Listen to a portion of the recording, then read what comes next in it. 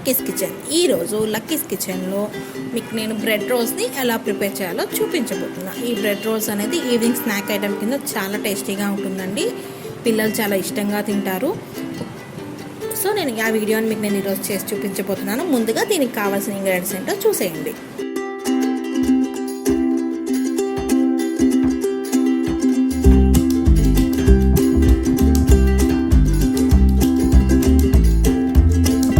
Ingredients చూసేసారు కదా, process start చేద్దాం. ముందుగా స్టవ్ వెలిగించి ఒక పాన్ పెట్టుకొని 2 to 3 స్పూన్స్ ఆయిల్ వేసుకోండి. ఆయిల్ బాగా హీట్ అయిన తర్వాత ముందుగా కట్ చేసి పెట్టుకున్న ఆనియన్స్ని వేసుకుందాం.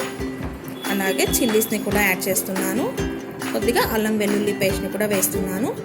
వేసి ఈ ఆనియన్స్ అనేవి బాగా ఫ్రై అయ్యేదాకా అండ్ అల్లం వెల్లుల్లి పేస్ట్ పచ్చివాసన పోయేదాకా ఫ్రై చేసుకోండి. ఇప్పుడు ఇందులో కొద్దిగా పసుపు వేసుకుందాం. అలాగే కొద్దిగా సాల్ట్ని కూడా వేస్తున్నాను. ఈ పసుపు సాల్ట్ వేయటం వల్ల మనకు ఆనియన్స్ అనేవి బాగా ఫ్రై అవుతాయి. అలాగే కొద్దిగా పెప్పర్ పౌడర్ని యాడ్ చేస్తున్నాను అండ్ కొద్దిగా కారాన్ని కూడా వేస్తున్నాను. వేసి వీటిని ఒకసారి కలిపేసుకుందాం. ఇవి బాగా ఫ్రై అయిన తర్వాత కొద్దిగా గరం మసాలా, కొద్దిగా జీలకర్ర పొడి అండ్ కొంచెం కొరియాండర్ పౌడర్ని కూడా వేస్తున్నాను. వేసి ఒకసారి కలిపేసుకుందామండి. చూసారు కదా, ఇవి బాగా ఫ్రై అయిపోయినాయి. ఇప్పుడు ముందుగా మనం రెడీ చేసి పెట్టుకున్న పొటాటోస్ ఉన్నాయి కదా, వాటిని కూడా యాడ్ చేస్తున్నాను. వేసుకొని ఈ పొటాటోస్ అనేవి బాగా మిక్స్ చేసుకుందామండి. మసాలా అనేది బాగా పట్టేలాగా కలిపేసుకోండి. చూడండి, కర్రీ అనేది రెడీ అయిపోయింది. దీన్ని ఫైనల్గా కొత్తిమీరతో గార్నిష్ చేసేస్తున్నాను.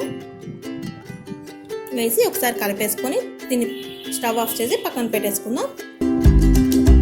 నేను bread slices and bread crumbs and కొద్దిగా వాటర్ అండ్ కొద్దిగా కార్న్ఫ్లోర్ తీసుకున్నానండి.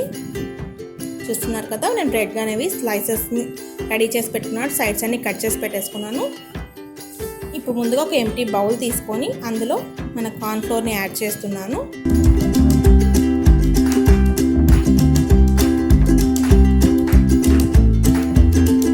దానిలో కొద్దిగా వాటర్ వేసుకుంటూ లమ్స్ లేకుండా బ్యాటర్ని రెడీ చేసుకుందాం. చూడండి, చక్కగా కలిపేసుకోండి. బ్యాటర్ అనేది రెడీ అయిపోయింది. ఇప్పుడు ముందుగా ఒక బ్లెడ్ సాస్ తీసుకొని దాన్ని వాటర్లో డిప్ చేసి ఎక్సెస్ వాటర్ని అంతా పిండేసేయండి. అందులో మనం ముందుగా రెడీ చేసి పెట్టుకున్న కర్రీ ఏదైతే ఉందో దాన్ని స్టఫ్ చేస్తున్నాను. కర్రీని వేసిన తర్వాత దాన్ని రోల్ చేసేసుకుందాం బ్రెడ్ని రౌండ్గా.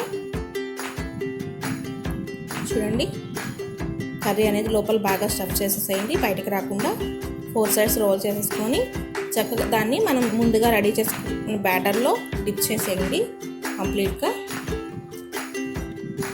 చూడండి, బాగా అబ్జర్వ్ చేసిన తర్వాత దాన్ని బ్రెడ్ క్రమ్స్లో వేసి చక్కగా బ్రెడ్ క్రమ్స్ అయిన తర్వాత ఒక ప్లేట్లోకి తీసుకుందాం. అలాగే మిగతావి కూడా మొత్తం అలానే రోల్ చేసేసుకుందాము. చూసారు కదా, మొత్తం రెడీ అయిపోయినాయి. వీటిని స్టవ్ వెలిగించుకొని డీప్ ఫ్రైకి సరిపడా ఆయిల్ పెట్టుకుందాం. ఆయిల్ బాగా హీట్ అయిన తర్వాత మనం ముందుగా రెడీ చేసి పెట్టుకున్న రోల్స్ ఏవైతే ఉన్నాయో అవి వేసి ఫ్రై చేసుకుందాం. చూడండి, ఒకటొకటి జాగ్రత్తగా వేసేసుకోండి. ఇవి వేసిన వెంటనే తిప్పకండి, తిప్పితే విరిగిపోయే ఛాన్స్ ఉంది.